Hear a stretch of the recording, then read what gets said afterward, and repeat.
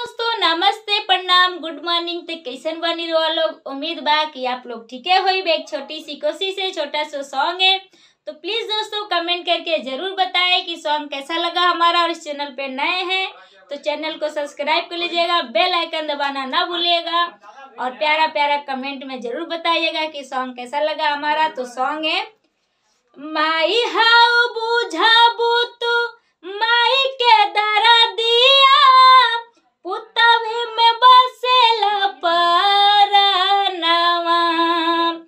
माई हाउ बुझाबू तू माई के दरा दिया, पुतवे में बसेला परनवा। और जी करिले माई पूजिले चरणवा, और जी करिले माई पूजिले चरणवा। जुग जुग जिए मोर लाला नवा, और जी करिले माई पूजिले चरणवा। जुग जुग जिए मोर लाला नवा। रखी है ये माई हमार गोदिया सवार के, मंगतनिया चरा पसार के। रखी है ये माई हमार गोदिया सवार के, मंगतनिया चरा पसार के। गजबे अदालत मैया तोहरा दरबार के, खाली के हुलौटल ना पुकार के।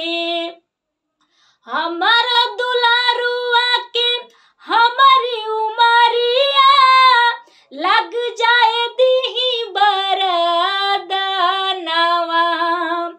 हमारा दुलारुआ के हमारी उमरिया, लग जाए दीही बरदनवा। और जी करिले माई पूजिले चरणवा, और जी करिले माई पूजिले चरणवा। जुग जुग जिए मोर लाला नवा, और जी करिले माई पूजिले चरणवा। जुग जुग जिए मोर लाला नवा। माई हाउ बुझाबू तू माई के दरा दिया, पुतवे में बसेला परनवा।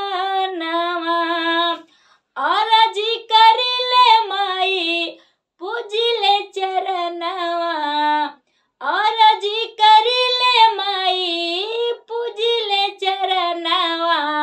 जुग जुग जिए मोर लाला नवा।